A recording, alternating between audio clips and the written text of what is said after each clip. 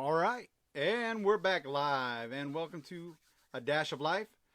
I am your host, Dash, and I hope tonight that you'll be watching. We got a great guest tonight. We're going to be talking about VA benefits, veteran assistance, you name it, all that good stuff. So I hope you got a pen, paper ready to go tonight. We'll be welcoming Ross List here in just a few minutes. But I want to thank everybody for coming out and watching the show as usual. We try to put on a great show. So I'm going to bring on Ross here in just a second, and then we'll get going.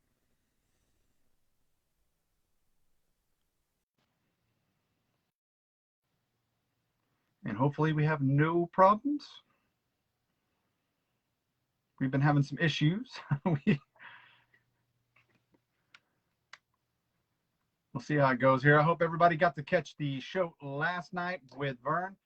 Great show. Go check it out. It's on my Facebook page right now.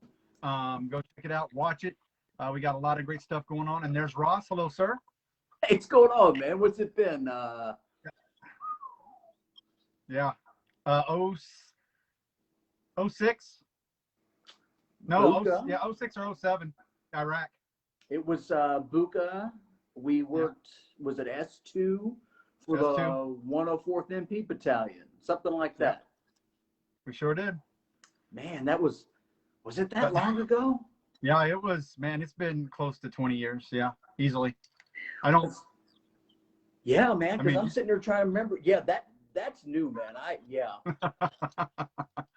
it's been, it was, I think it was 06, 07. We were in Buka with Mark and the 104th, and then all of them guys. So was it the 170? There was another Army unit we had. Yeah, the one. Yeah, it was the Oklahoma guys came in. Yeah, wow. Because I remember, I still talk to Mark. By the way, he's a scary. I still talk. Yeah, I still talk to Mark quite a bit as well. He always gives me. He always gives me scary beans, man. Well, yeah, he's a good dude still, though. But yeah, he's one of those guys that you definitely wouldn't want to mess with in a dark alley. I'd probably shoot him twice before I fought him. True. Yeah, true. So you're in Tennessee? I am. Wow. See, I started my career in Minot, and I ended my career in Minot.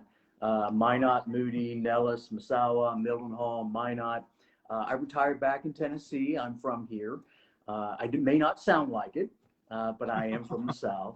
I come back to Tennessee, and I do not recognize the place at all. Everyone seems to be moving here. Yeah. I don't get it. So my wife watches a family that they're in Tennessee and on YouTube, and they just had some fertility issues and things, and so they made a blog, and now they're like 50,000 followers. So it's and she was just asking me about the I guess y'all had a flood not too long ago, or some flooding. Yeah, not southwest of here. The problem with Nashville is we're the valley. You know, I'm a valley boy.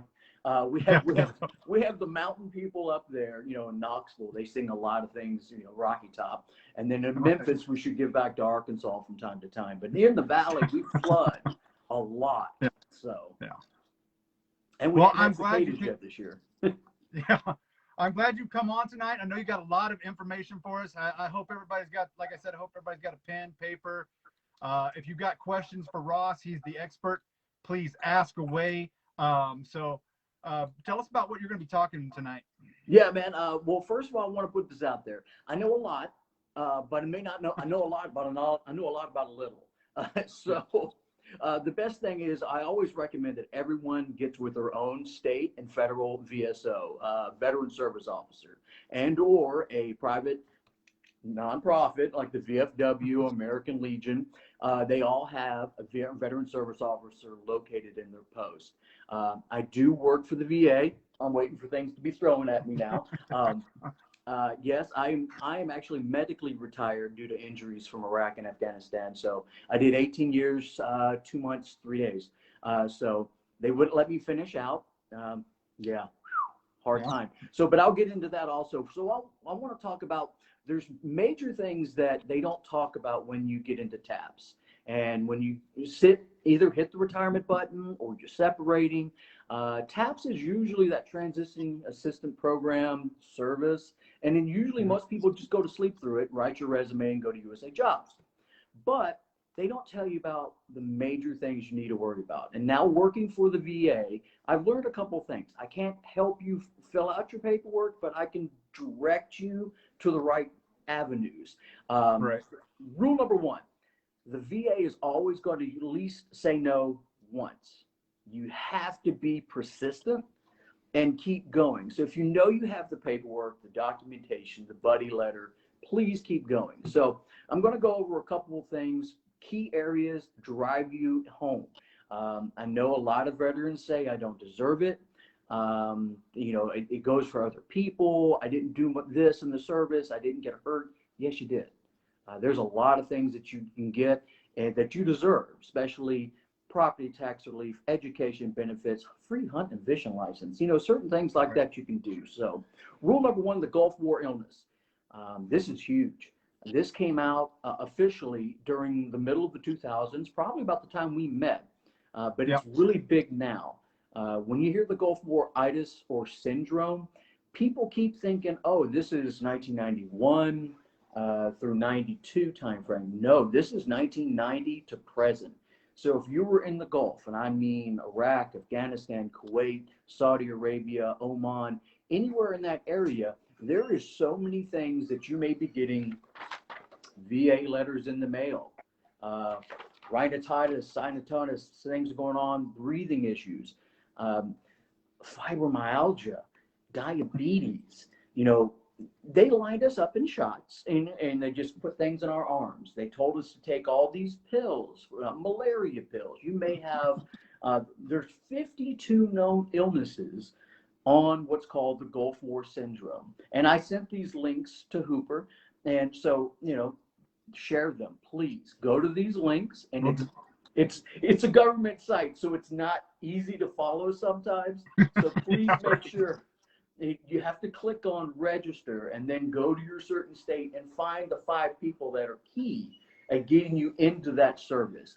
Now, when you go to the Gulf War illness or syndrome, and 9 times out of 10, it's sleep apnea, nightmares, anxiety. There's a lot of things that we have, and then I admit it, I have quite a few. So it's one of those things that you have to admit it. You have to admit the problem. Right. So when you go in and you click it, I go to Tennessee, and a lot of this stuff I can direct you in Tennessee. If you have any followers in Tennessee, please give them my phone number and email, and I'll gladly walk them through some of the stuff. Go to it, find the person you want to go to in your local area, Oklahoma City for you. And go to it. The comp and pen for the Gulf War illness is not what most veterans believe is a comp and pen. Move until you feel pain. This one is they're literally looking through your medical records and going, oh, you were in Iraq. You were near burn pits. This is something that they're going to write down illnesses that you should apply for with your comp and pen. So this is a really good one. The Gulf War illness is going to be, I hate to say it, our generation's Agent Orange. And it's one of those that it's going to keep going for a time because they keep finding out that we took a lot of medicines, let alone the smallpox, the anthrax, the malaria pills. I don't know about you, but I got some weird dreams from those. Oh, yeah. The malaria pills were not my favorite at all. I was... Dreaming was just the minor part of it, I think, for me. But the big one. I got bad stomach problems and things like that from the malaria pills as well. So that's another huge one. GERD. Yeah. If you have a hernia in the middle of your stomach, if you eat something heavy and you feel like you're kind of regurgitating and chewing on it again, and you have to drink water, and don't get mad at me. I drink water. A lot because it feels that it's just right here. That is very common. And itchy ears, I never understood that. There's so many things that you and I have in common that we were together, 6 months, 20 years ago? Yeah. And 6 or 7 months. Yeah, and it's one of those things that we're not alone. The big key country right now that's come out, and I hope someone else is out here, was Uzbekistan. And one of the opening countries after 9/11, I got to go to Uzbekistan, and that place was bear base. We dug in the ground. We had our pee pee and poo poo holes and dug in the Yep. berms. And come to find out, that was all depleted uranium. So Yeah. if you have anybody here that is part of the Uzbekistan Camp Stronghold Freedom Group, please get with me. There's unfortunately in over the 5 years that it was open, the number right now is thyroid cancer. There are about 15 to 25% have thyroid cancer. So it's very scary to know that they sat there and said, we're going here. Here's our airfield assessment. We know this is here, but we're not going to be there too long. We were there 3 months. I got a question for you. Yeah. Mike Rucker says he was in K2, and he says there's a lot of questions going on about that one right now as well. K2. Anything you know about K2? Yeah, I was in K2. I got into K2 September 21st, 2001. We came in with the 820th attached to the 10th Mountain Division. Yes, there is a huge document now just come out, and you should be getting it in the mail if you're a VA patient. If you're a VA patient, you should get something in the mail talking about it. If you are, and what you need to go in is go see your PCM and ask for an exposure kit. An exposure kit means you're going to collect your pee, you're going to collect your poo for about a week. And then you're going to put it in this basin and you're going to take it back. And they're going to test it. They're going to check and see what chemicals that we were exposed to. My situation, they can tell what radiation and where from. They knew I was exposed in Uzbekistan. They knew I was exposed in southern Iraq. And they knew I was exposed in Japan during Fukushima. So please go to your PCM and ask for an exposure kit. And also, if you were there between 01 and 02, 03 time frame, I hear they put a sign up saying there was exposure, and especially if you went to the HAZ 1, right on Camp Stronghold Freedom Boulevard. Please go and get that checked. And if your PCM has questions, I'm not talking for the VA. Your VA representative should know, and especially for new veterans, they have what's called an OEF counselor at your VA hospital. Please get with them and tell them that you're a veteran from Uzbekistan, Iraq, Afghanistan timeframe, and that you would like to get an exposure treatment case done. So, okay. The next one going up, of course, the big thing I get at the VA is, I served early 90s, got out, early 2000s. Is it too late? No. It's never too late to put in a claim. A claim is just something that I had people come in and say, hey, I was in Korea, I've got tinnitus and something about the yellow sand in Korea. Yes. Yeah. The big thing there, respiratory issues. Big thing for older injuries is medical records. If it's not in your medical records, I could call Hooper and say, hey, guess what, man? You remember, would you sign a letter for me and get it notarized saying that we were exposed to the yellow sand from Korea? So a buddy letter will also help. The big thing is when you do your claim, if you do it in person or do it online, I always make sure you do with the VFW or the American Legion or the AMVAB or the DAV to make sure, because those are our nonprofits that help us veterans fight in Congress. So make sure you do the Gulf War. And the second is the burn pit. Huge. I remember, of course, Uzbekistan, Afghanistan, Bagram 2001. We burned everything. Everything. I'm sitting there going, toner cartridges, computer monitors, and of course you wake up in the morning, you blow your nose, and it looks like you changed oil. So that's a lot of things that I have respiratory issues, and I'm seasoned. I'm not old. I'm not marinated or pickled, but I'm a little seasoned. So the vertigo gets me, and chest issues, equilibrium issues. So there's a lot of things you need to think about, especially with the burn pits. And the burn pit registry I also gave to Hooper Best also. So please go to that link and click on that. Now, anything that you get say you've been out of the military 5 or 6 years and you've been going to a civilian doctor, you can always get what's called a nexus letter. A nexus letter is saying that your doctor, and here's the key word, service related, that your broken toe has the calluses and scar tissue of 5 years. When and where and how. That's what needs to be proven. The hardest claims for veterans: knees, back, and ankles. I'm not gonna lie, those are the hardest ones. Tinnitus, 10%. I have dual hearing aids and I only get 10%. So yeah, I was wondering. I went not too long ago, and I have what is called audible something where I like literally my wife is like right next to me and I can't hear a word she says. Audio processing disorder, APD, audio processing disorder. And I went to the doctor for that, and it continuously gets worse. And I mean, I'm 80% right now, but they're not going to give me any more because I already get the 10 for my hearing. They're not going to give me any more for the audio processing disorder, are they? usually no. It's one of those things when you're topped out, usually that's about a 40 or 60%. And when it's topped out, and don't get me started on VA math, man, that's an interesting. If you're at 80 right now, you need a 50 to get to 100. Yeah. So it's one of those where my TBI, I got hit up through here. I have what's called a low executive function, which means basically throughout life, I'm drunk.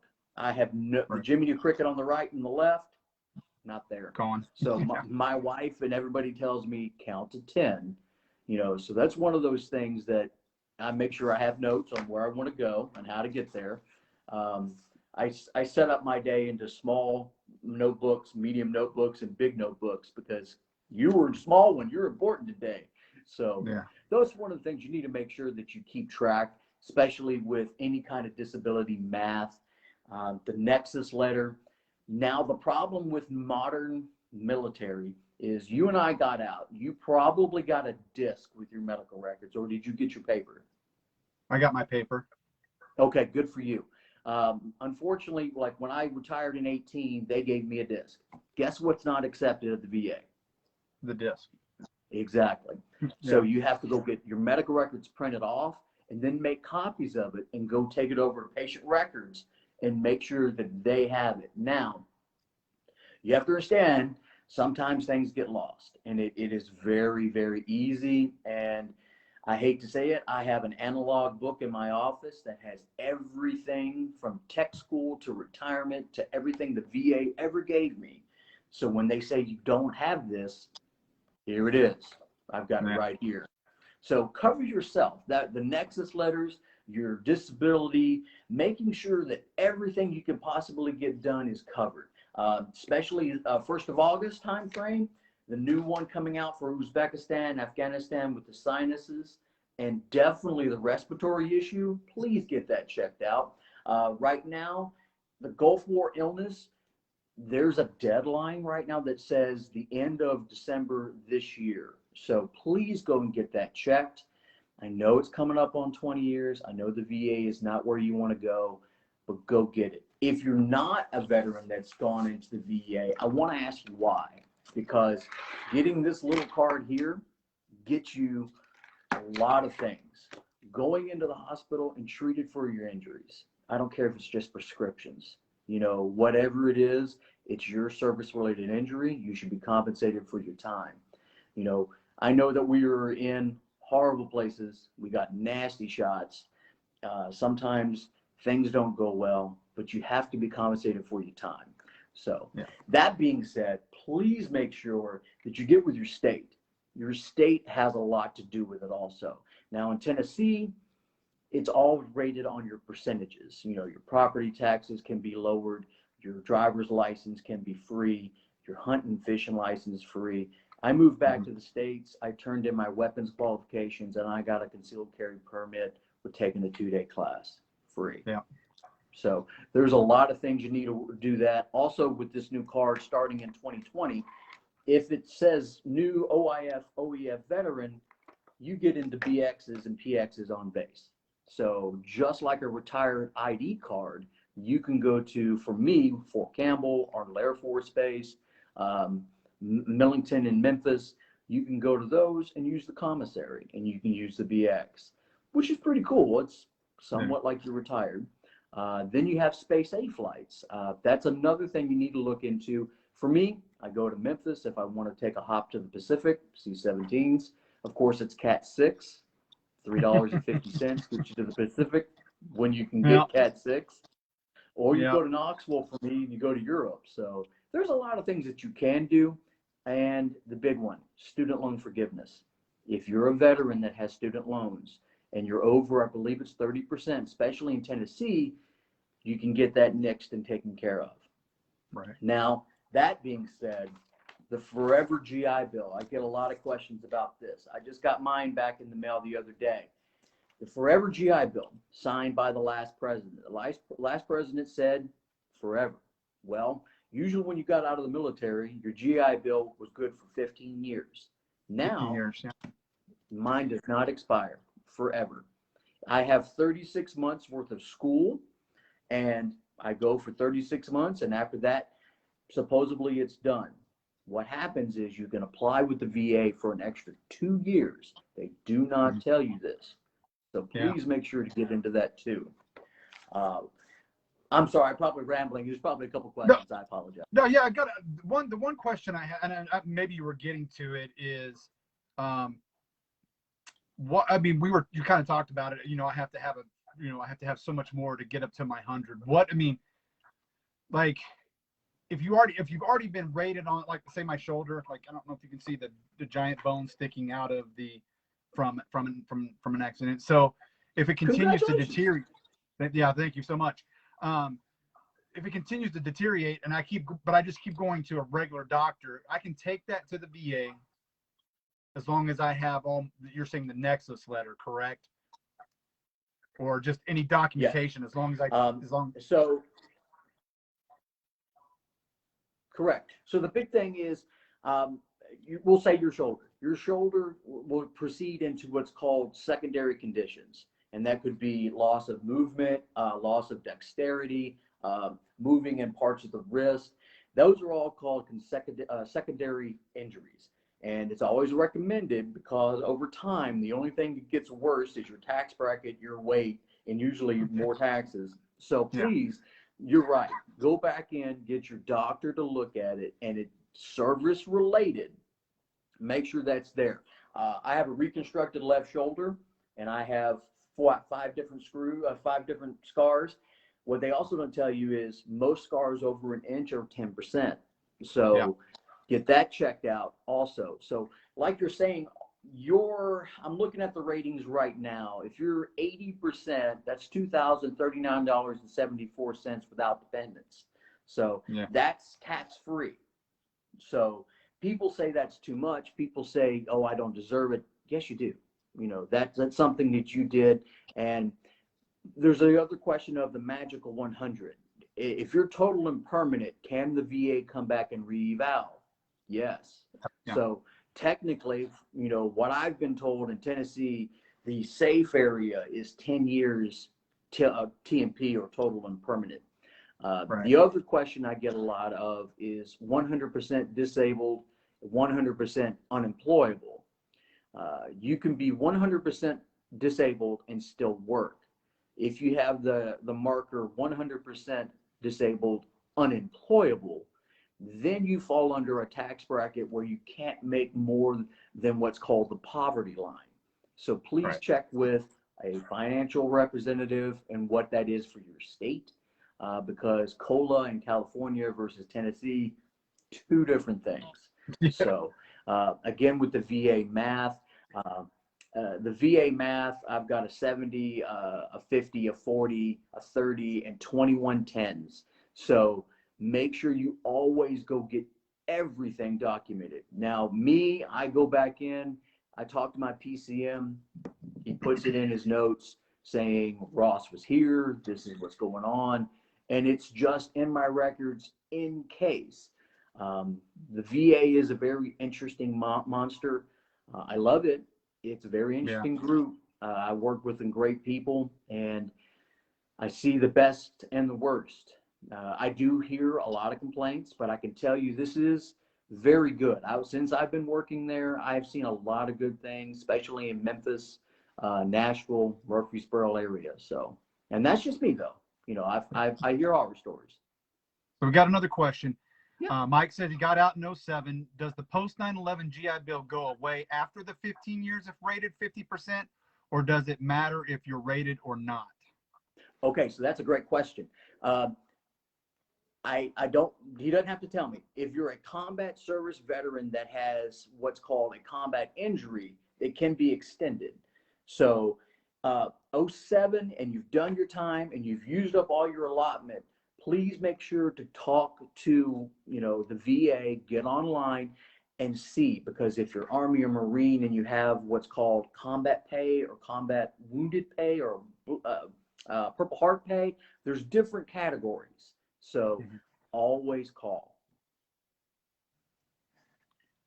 Okay, and then I guess somebody also answered Mike on that.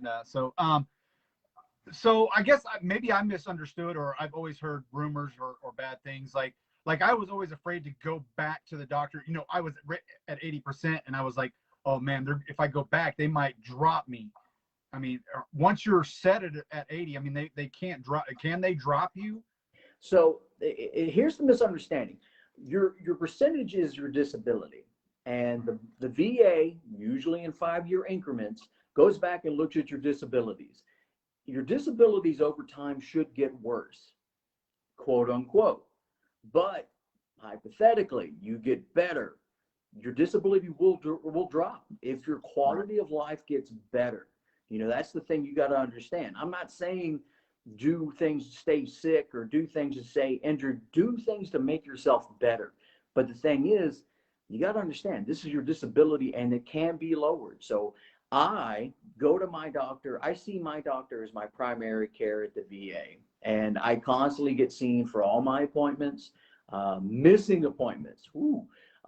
Making sure that if you cancel or miss an appointment, make sure that it's either terminated by office or doctor, and it won't, quote, count against you. There's not an unwritten rule of 3 strikes you're out. There's not anything like that. In Tennessee, I'll put it that way, in Tennessee. If you cancel your appointment, definitely make it up. If you go to the VA for your primary care, I have TRICARE Prime. I can go see other places and I can go do certain things, but I like going to the doctor I've had since the middle of 18. Really good, and I've not, knock on wood, had a doctor switch on me. So be careful. People say going in and poking the bear. I say go back and just get treated. If you go in and constantly show that you're getting treatment, I've done the yoga classes. I've done certain things in other buildings. The whole life thing coming up is really good. What I recommend, though, for OIF, OEF veterans is definitely go see your counselors. Each VA hospital has one, and get in and see them and let them set you up with something, I don't want to say less modern, but more modern, yoga, Tai Chi, something like that. Yeah. So my other question was, and maybe you'll get to it, is on home loans versus like Lorraine and I want to go and buy land and build a house on this land. Now I'm told with our VA home loans, we cannot purchase land with the VA home loan. Is that correct? So that's kind of a gray area too. Each state is a little different, but it has to be, you have to be in the house. It has to be occupied and not like a building period. You have to be in it within a week, 5 days to a week. So it's got to be like a move in immediately. So that's the thing about the VA loan. But the thing about the VA. No, go ahead. So you'd have to build the house and put it right there. Yeah, that's the problem. So no, you can't buy land with it. It's got to be immediate move in within a week. The big thing that is good with it, though, if you have at least 10% disability, you don't have to pay back the processing fee. So that's huge. Usually, yeah, that's really huge. It's about 3%. So, you're looking at houses nowadays. I hate to say it, you're looking 250 plus.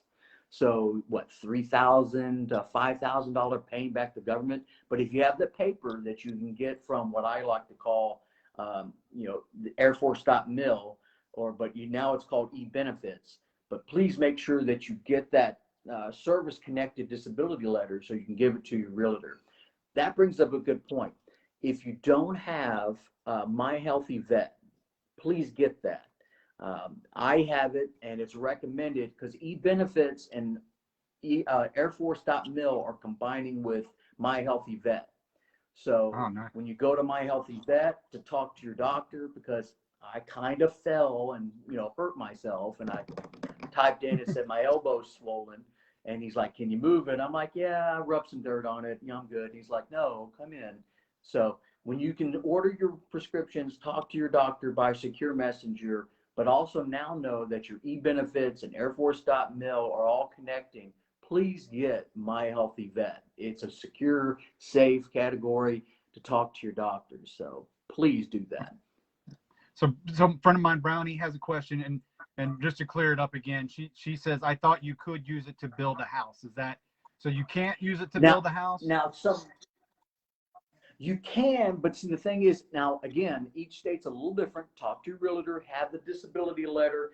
I know that when I just bought my house, I had to be in it within a certain time frame, and it had to be my primary living location. It can't be buying a house for a rental. It can't do anything like that. Now, Right. of course, with the VA loan, there's no penalty paying off early. You're also backed, and make sure that you have your secure letter. My thing is, my realtor had it. I made sure to get her your disability payment covers, also your what am I thinking? Your RAS, your retirement account statement, also covers an income too. So please make sure that's given to your realtor. All right, that's some good information. Um, so yeah, it's just, I mean, you and I kind of talked about how I felt after I retired, and I think that kind of, I mean, do you run into that a lot where people have been, that's why they don't want to deal with the VA, or because of people they've dealt with down the road, or they were still enlisted with, kind of just burnt them away Right. from dealing with anything military afterwards? Is that a big issue? Is that, I mean, you asked why some people don't deal with the VA. The problem is the military trains us to be military. They don't train us how to be civilians when we get out. Yeah. They give us our paperwork and say go. Now, some of us have had a okay time. Some of us had a great career. Some of us hated it. And when you get out of it and you hate it, you want nothing to do with any situation. I have veterans that are homeless that will come in for their annual appointments, and we beg them. The VA can get them into an apartment within 30 days, and as long as they seek quote unquote treatment for any vices.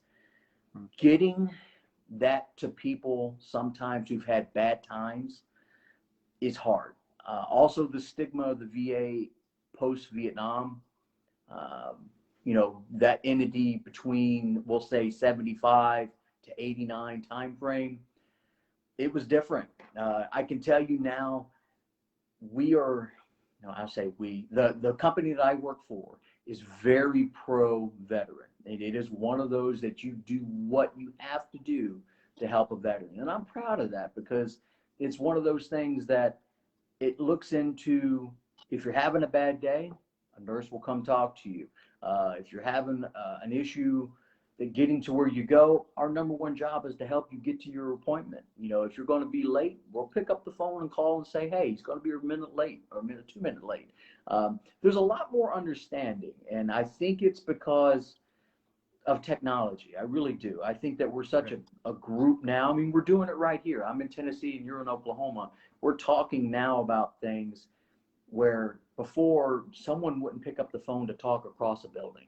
So I really think that's what it is. It's, again, getting that stigma away. It's like roundabouts in London, now back in the United States. No one likes roundabouts because all you hear is, look, kids, Big Ben, Parliament, So it's just that stigma. that's the sad thing, because there's a lot of people that could get really good care, and it's your disabilities. It's something that you're suffering for. It could be you did it. You woke up early. You did PT. You did the ruck marches. You got the shin splints. Go get them looked at, man. That's Yeah. something you can do to take care of you. That's So awesome. Yeah, I appreciate that, and I know there's a lot of questions, and mine are mostly about the VA loan and what you can do and with it and what you can't do with it, and I mean either way, I was really hoping you could purchase land with it, but that's fine too. I mean I can still, I mean I don't know about being able to build a house in 5 days and live in it in 5 days, but my suggestion is get with your local realtor, find out what Oklahoma has and does, because Tennessee has something called, Tennessee Veterans. They have a lot of interest loans that are better for a short time period. That also, the big thing in Tennessee is, we love our veterans and take care of them. Again, if you have anybody that's in Tennessee, please give them my email address or phone number. I'll gladly help them best I can. Unfortunately, each state is different. And when I say each state, I'm even talking the Philippines. We've got VAs in the Philippines, Puerto Rico, Guam, American Samoa. So you're looking at, this is a worldly, organization. And I know you are, because you've got people watching you in Italy and Japan, and, you've got a good following. So hopefully I can help them with that stuff too. The other big thing that really worries me, you retired 20 years. I retired at 18. You have what's called a VA offset with your retired pay. Now, if you don't know what that is, for people watching, and hopefully you all do, he gets his check from the Air Force, but he also gets a disability from the VA. So part of his check is divided. What is going through Congress now, and I please ask you to look into this, is what's called HR 303 and HR 333. These are huge because, and I'm going to pitch the VFW here. The VFW's number one mission right now is to get our retired veterans full concurrent retirement. So if you get your Air Force Master Sergeant retired pay, you should also get your full VA disability pay, not cut in half. Now, that's what happens to you. Me, I'm medically retired less than 20. I have to take one or the other. So I want HR 333 to pass. Now, I'm not talking politics. I don't care who put it in on the House floor, but I can tell you the national membership of the Veterans of Foreign Wars, and right now there's 1.26 million members of that organization want that for our veterans. And if we ask what else they've done the GI Bill. They've also done, if you're a GS employee like I am, the disabled veterans leave, because when I started as GS position, I had this much leave. I applied for the Veterans Disability Act. I got 180 hours to go to my appointments. So make sure that you talk to your House of Representative members. Don't care if they have a D, R, L, I, whatever in front of them. Have them pass HR 333 and 303, because that helps our veterans. Now read it, because also it talks about anyone medically retired under 10 years.